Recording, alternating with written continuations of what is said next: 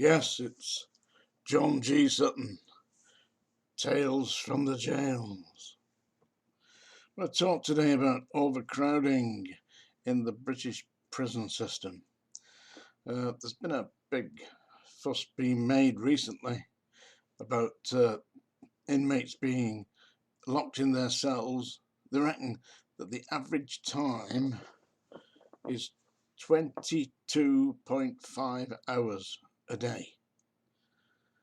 That is an absolute disgrace, and I believe that the prisoners have got a right to take a class action against the Home Office for abuse of their human rights. All right, I can understand that during the pandemic there was a reason for this to take place because they were segregating wings and had a great deal of problems with staff shortages due to infection, and they had to control it. But now we're clear of that, and it's still at 22.5 hours per day locked in your cells. You look it up, yeah, the Howard League for Penal Reform. Have you seen that? The front of Wormwood Scrubs, yeah, there's two heads at the top of the two towers as you go into at the front of Wormwood Scrubs. If you look on my banner here at the top of my site, that's the top of Wormwood Scrubs. On the left hand side is John Howard. He's the founder of the Howard League for Penal Reform, and on the right hand side is Elizabeth Fry, who was part of the Action for the Rights of Prisoners. And basically what we have today is worse prison conditions than pertained when these two activists, social activists, who were commemorated in the building of Wormwood Scrubs, the conditions inside the Scrubs are worse now than they were during the times of Elizabeth Fry. Now basically what we've got here at the Scrubs is a prison that was built over 100 years ago. It was built over about 140, 150 years ago, yeah, to house approximately 800 inmates, and today it's holding about 1,500 inmates. We had Strangeways Prison built to hold 900 and something inmates when I was there in the 1970s and early 80s. It was holding over 2,000 inmates. Now, you have never been in prison. You've never been there. You won't realise what it's like. But let me tell you what it's briefly like. First and foremost, it feels overcrowded. If you get 3 men into a cell, which is basically what they were when I was there, 12 foot by 8 foot. That ain't very big. Yeah, 3 men in there, 2 bunks on one side and a single bed on the other. Yeah, 3 men. Imagine there's yourself and 2 people that you've never met in your life. Don't forget there's a great deal of incidents of drug abuse and mental issues, alcohol abuse, all the rest of it. People put in prison, and they could be your cellmates. You could also be unfortunate enough to get locked up with one of the large alpha males who actually wants to use you as his rag doll. Yeah, that could happen. But today in the press, it's all over. You look at it on the internet. Yeah, I look at it on the BBC site and various other sites. It's saying the Howard League for Penal Reform are complaining that the conditions in Her Majesty's prisons are not getting any better. In fact, they're getting worse. There's been numerous reports, but they don't do anything about it. One reason that they have problems with lockdown, and that's basically what they've got in prisons, a virtual permanent lockdown, is that they can't recruit the staff. Well, let me tell you this, if you're going to get paid £27,000 a year to be a car park attendant, or you're going to get paid £23,000 a year to be a prison officer working weekends, night shifts, 40 hours a week, pounding the landings, subject to intimidation and threats from prisoners. Yeah. What are you going to do? Are you going to take that job? Are you going to be a car park attendant? Seriously, that's the reason that they can't man the prisons. And what's happened is that the long service prison officers, say I'd stayed in, and I'd done, I don't know, 30 years perhaps. Towards the last 20 of my 30 years, I would be training junior staff, supervising junior staff, and instilling in them the kind of discipline and the kind of treatment that you would be, and that would follow on, you see. But that's not what is happening now. What's happened now is that the long service staff have got to a certain point and said, have that, I'll go on the sick, go on the old King Cole, yeah, or I'll go and be a car park attendant or a cleaner or a care assistant, anything rather than walk round the landings, because it ain't easy. And listen, the prisoners have got a right to complain. They're not getting rehabilitation. What they're getting is, it's, as Norman Brown, the former governor of Strangeways, once infamously stated, what we've got here is little more than a human warehouse. And that is what we've got in the prisons today. And it's a damn insult. Nobody seems to be interested in prisoners.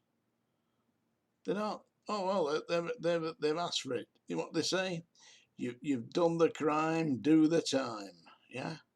Well, listen, the inmates, they could be you, they could be me, could be our brothers, uncles, sisters, aunts, mothers, locked up in prison. Those conditions are not humane. We're not helping people to rehabilitate into society, and that is an insult to the human rights and the dignity of this country. And the Home Office, what's her name, Priti Patel, somebody should be taking a class action against the Home Office for abuse of human rights, because it's a human right to have some degree of interaction with your fellow man. The specific statement of duty of the Home Office Prison Service is to actually rehabilitate and train offenders for return to society. And are they doing that? Are they doing that? No, they are not. When I was there, I was campaigning for more education. Get the inmates working. I mean, some people did. I mean, Charlie Bronson, he's working on his artwork. He's selling artwork. He's got a career when he comes out. Yeah. I mean, it's taken 50 years, but I'm not being facetious. He has. Certain inmates have been helped, but they're only the very, very few.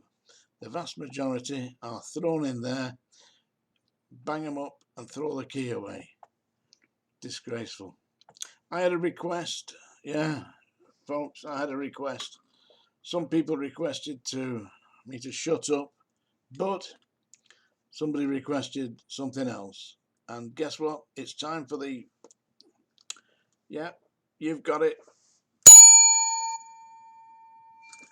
The Song Dinger. Yeah. Somebody requested me to sing another Johnny Cash song called A Boy Named Sue. So whether it's singing or groaning or wailing, somebody said it's wails from the jails. Yeah.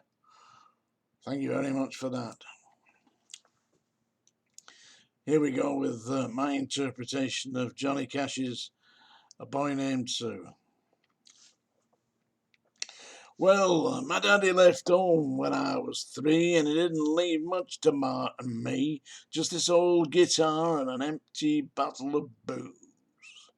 Now, I don't blame him 'cause he run and hid, but the meanest thing he ever did was before he left. he went and named me Sue. Well, he must have thought it was quite a joke, and he got lots of laughs from lots of folk, and it seems I had to fight my whole life through. Some gal would giggle and I'd get red, and some guy laughed and I'd bust his head. I tell you, life ain't easy for a boy named Sue. Well, I grew up quick and I grew up mean. My fists got hard and my wits got keen. Roamed from town to hide my shame. But I made me a vow to the moon and stars I'd search the honky tonks and bars and kill the man who gave me that awful name. Well, it was Galtenberg in mid-July, and I just did tell my throat was dry, and I thought I'd stop and have myself a brew. At an old saloon on a street of mud, there was a table dealing stud, sat the dirty mangy dog that named me Sue. Well, I knew that snake from my old sweet dad, from a worn-out picture that my mother had, and I knew that scar on his cheek and his evil eye. He was big and bent and grey and old. I looked at him and my blood ran cold, and I said, "My name is Sue. How do you do? Now you're gonna die." Yes, that's what I told him. Well, I hit him hard right between the eyes, and he went down. But to my surprise, he come up with a knife and cut off a piece of my ear.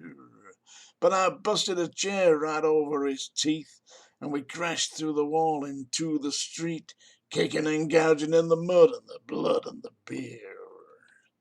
I tell you, I fought tougher men, but I can't really remember when. He kicked like a mule and he bit like a crocodile. I heard him laugh, then I heard him cuss, and he went for his gun, but I pulled mine first. He stood there looking at me, and I saw him smile.